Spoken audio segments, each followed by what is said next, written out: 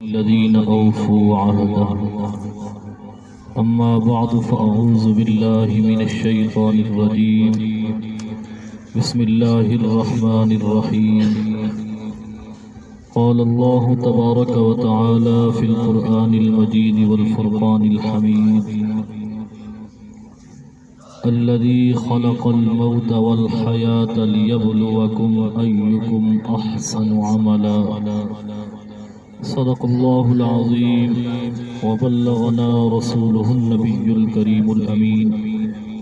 إن الله وملائكته يصلون على النبي يا أيها الذين آمنوا صلوا عليه وسلموا تسليما. الصلاة والسلام عليك يا سيدي يا رسول الله وعلى آلك وأصحابك يا سيدي يا حبيب الله. الصلاة والسلام عليك يا سيدي يا رسول الله وعلى آلك وأصحابك يا سيدي يا خاتم النبيين. اللہ تبارک و تعالی جل جلالہ وعم نوالہ وأعظم شانہ وأتم برہانہ کی حمد و ثنا اور حضور سرور کائنات مفخر موجودات زینت بزم کائنات سید المرسلین خاتم النبیین شفیع المذنبین احمد مجتبی حضرت محمد مصطفیٰ صلی اللہ علیہ وآلہ وسلم کے دربار کو ہر بار میں ہدیہ درود و سلام عرض کرنے کے بعد واجب الاحترام معزز و محتشم سامعین کرام، سب سے پہلے چھوٹی سی میں گزارش کرنا چاہوں گا، ممکن حد تک جو ہو سکتا ہے اگر آگے جگہ موجود ہے تو آگے تشریف لے آئیں اور تھوڑی دیر کے لیے سستی ختم کر دیں. دھوپ پہ بھی آپ بیٹھے ہیں، سستی بھی ہو جاتی ہے. اس صورت میں چند منٹ کی حاضری ہے، چند باتیں کرنی ہیں، تو آپ تھوڑی دیر کے لیے ذرا چست ہو کر بیٹھیں. اللہ تبارک و تعالی کا کروڑہا شکر ہے کہ اس نے ہمیں اپنے پیارے محبوب پاک صلی اللہ علیہ وآلہ وسلم کی امت میں پیدا فرمایا. اس امت میں پیدا ہونا بہت بڑا اعزاز اور بہت بڑا شرف ہے. اس امت پر اللہ تعالی نے باقی امتوں کی بنسبت بہت زیادہ انعامات فرمائے. میں اپنی بات کا آغاز کرنا چاہتا ہوں. بندہ جو بھی اس دنیا میں آتا ہے ایک نہ ایک دن اسے رخصت ہو کر جانا ہے. اب اس دنیا میں آنے کا اس کا مقصد کیا ہے؟ رب ذوالجلال نے کلام پاک میں اسی طرف اشارہ فرمایا کہ الذی خلق الموت والحیات لیبلوکم ایکم احسن عملا.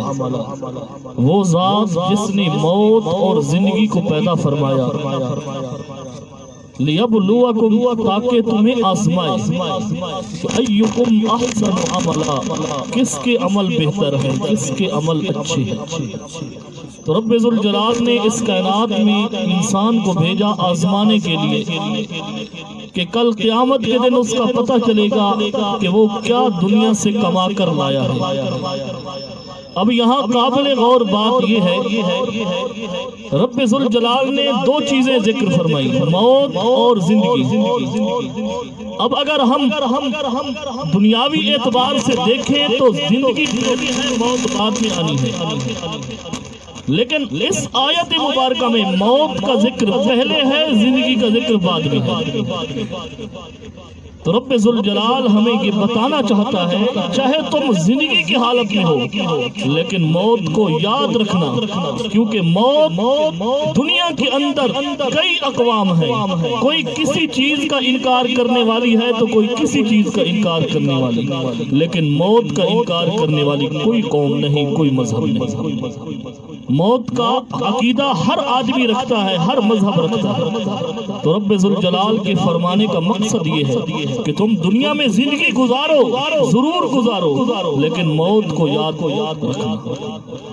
ام المؤمنین حضرت عائشہ صدیقہ رضی اللہ تعالی عنہ بارگاہ نبی میں عرض کرتی ہے یا رسول اللہ صلی اللہ علیہ وسلم کیا کوئی ایسا بھی خوش قسمت آدمی ہے جو ہو زندگی کی حالت میں ہو زندہ لیکن مرتبہ شہادت پہ فائز ہو؟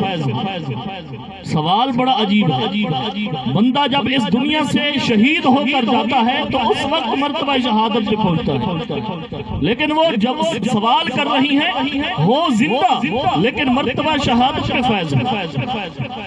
آقا دو عالم صلی اللہ علیہ وآلہ وسلم کی ارشاد فرماتے ہیں ہاں اے عائشہ، وہ بندہ جو ایک دن میں 20 مرتبہ موت کو یاد کرے وہ ایسا بندہ ہے جو ہے تو دنیا میں زندہ لیکن مرتبہ شہادت سے فائز ہے.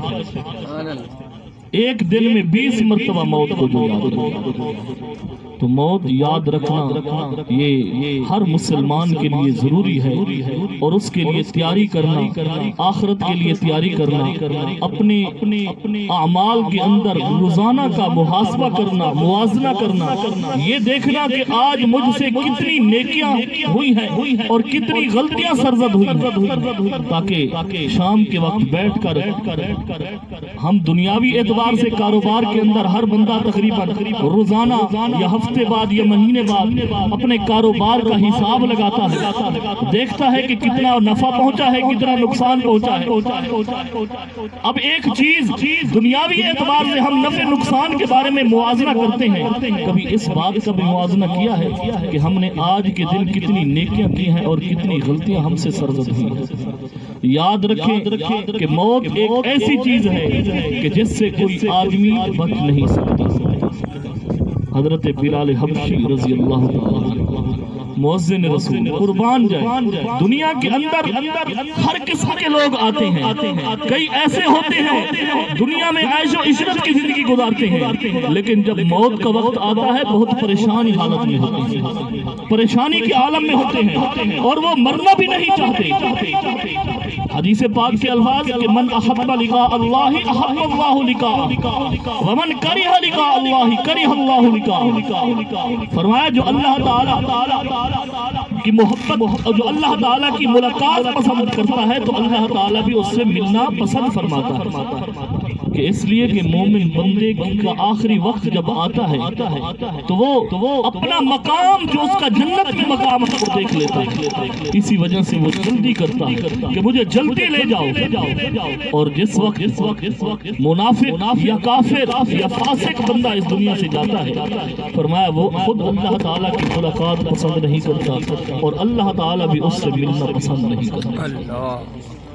اب یہ حضرت بلال حبشی رضی اللہ تعالیٰ عنہ اللہ کے ان نیک اور مقرب بندوں میں سے جب آپ کا آخری وقت آیا، آپ کی قربانیاں، آپ کی محبت ہر بندہ جانتا ہے، کسی سے مخفی نہیں. سرکار دو عالم صلی اللہ علیہ وآلہ وسلم کی ساتھ کتنی محبت، یہاں تک کہ آپ کے وصال کے بعد 3 دن بعد آپ مدینہ شریف چھوڑ کر چلے گئے، اس لیے کہ جب اذان دیتے تھے اشہد ان محمد رسول اللہ پہنچتے ہچکی بن جاتی، آگے اذان مکمل ہی نہ کر سکتے تھے.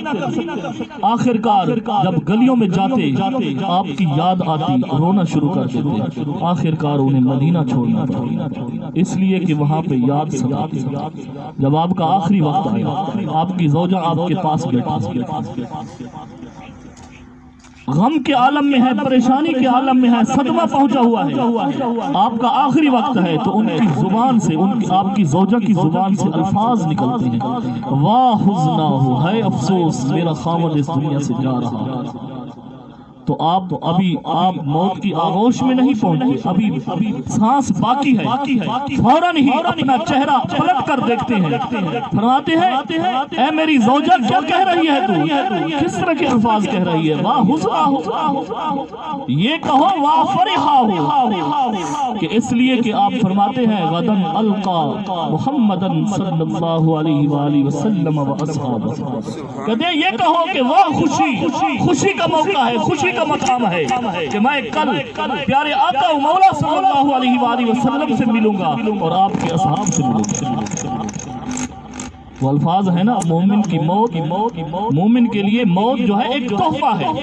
جس وقت اس دنیا سے جاتا ہے تو اپنا وہ مقام دیکھ لیتا ہے. اللہ تعالیٰ کے پیارے پیغمبر حضرت ابراہیم خلیل اللہ علیہ السلام جب آپ کا آخری وقت آیا، چونکہ آپ اللہ کے خلیل ہیں، اور خلیل گہرے دوست کو کہتے ہیں، بہت ہی گہرا دوست. حبیب دوست کو کہتے ہیں، صدیق دوست کو کہتے ہیں، خلیل بھی دوست کو کہتے ہیں. یہ صدیق سے بڑا یعنی کہ یہ گہرا دوست جو ہے اس کو خلیل کہا جاتا ہے. جب آپ کا آخری وقت آتا ہے، اللہ تعالیٰ کے حکم سے حضرت اسرائیل علیہ السلام آپ کی بارگاہ میں حاضر ہوتے ہیں، عرض کرتے ہیں حضور آپ کی روح قبض کرنے آیا ہوں. تو حضرت ابراہیم خلیل اللہ جواب کیا دیتے ہیں؟ کہتے ہیں کوئی ایسا بھی یار ہے جو یار کی موت چاہتا ہے. اللہ کے خلیل جو تھے، کوئی ایسا بھی دوست ہے جو دوست کی موت چاہے. حضرت اسرائیل علیہ السلام واپس چلے جاتے ہیں، واپس جا کر بارگاہ الہی میں کہتے ہیں تو رب ذوالجلال آگے سے ارشاد فرماتا ہے جاؤ میرے خلیل سے جا کر کہو کوئی ایسا بھی دوست ہے، کوئی ایسا بھی یار ہے، جب یار بلائے تو اس کی ملاقات کے لیے نہ آئے. تو مومن بندہ جس وقت اس دنیا سے جاتا ہے تو وہ اپنا آخرت میں مقام دیکھ لے. حدیث پاک کا مفہوم ہے کہ جس وقت گھر سے میت لے کر قبرستان کی طرف لوگ جاتے ہیں تو مومن جو بندہ ہوتا ہے فوت ہونے والا، وہ یہ کہتا ہے مجھے جلدی لے جاؤ، مجھے جلدی لے جاؤ، تاکہ میں اپنا جو آگے مقام دیکھ چکا ہوں وہاں پہ جلدی پہنچوں. لیکن جو کافر ہے وہ یہ الفاظ ہے، وہ لوگ تو نہیں سن رہے ہوتے لیکن باقی مخلوقات سن رہی ہوتی.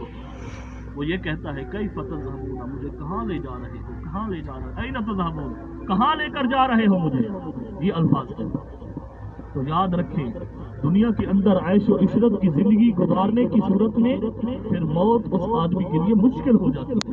جب موت کا وقت آتا ہے تو وہ یہی سمجھتا ہے کہ مجھے چند منٹ اور مل جائے تاکہ میں کچھ آخرت کے لیے تیاری کر سکوں. لیکن مومن بندہ وہ چونکہ دنیا کے اندر ہی اپنے لیے سب کچھ تیار کر چکا ہوتا ہے آخرت کے لیے، اس لیے جب اسے موت آتی ہے تو اسے اطمینان ہوتا ہے. نبی پاک صلی اللہ علیہ وآلہ وسلم کے حدیث پاک کے الفاظ ہیں کہ آپ نے فرمایا کہ اے میرے صحابہ میں نے تمہیں قبروں کی زیارت سے پہلے روکا تھا، لہذا فزوروہا، اب قبروں کی زیارت کیا کرو، اس لیے کہ لِأَنَّهَا تُذَكِّرُ الْآخِرَةَ، کہ یہ آخرت کی یاد دلاتی ہے. اللہ یاد رکھیں پہلے کفار کی قبریں تھی، اسی وجہ سے آپ نے روکا تھا. لیکن جب مسلمان دفن ہونے لگے تو نبی پاک صلی اللہ علیہ وآلہ وسلم نے حکم دیا اے میرے صحابہ اب قبروں کی زیارت کیا کرو، کیونکہ قبرستان کے اندر جانا، قبروں کی زیارت کرنا تو یہ بھی موت کو یاد دلانے والی چیز ہے. اللہ تعالیٰ اگر چاہتا تو پوری روئے زمین کے لوگوں کو ایک مرتبہ ہی پیدا کر سکتا، ایک ہی مرتبہ انہیں موت بھی دے سکتا تھا. لیکن یہ سلسلہ جو اس نے ایک نظام بنایا ہے، دنیا کے اندر ایک آدمی آتا ہے تو دوسرا چلا جاتا ہے، دوسرا آتا ہے تو تیسرا چلا جاتا ہے. یہ جو سلسلہ چل رہا ہے اور قیامت تک چلتا رہے گا، اس کی آخر وجہ کیا ہے؟ وجہ یہی ہے تاکہ لوگ اپنے ہاتھوں سے اپنے رشتہ داروں کو قبروں کے اندر دفن کریں اور موت کو یاد رکھیں. کہیں غفلت کا شکار نہ ہو جائے لوگ، موت کو یاد رکھیں، آخرت کی تیاری کرتے رہیں.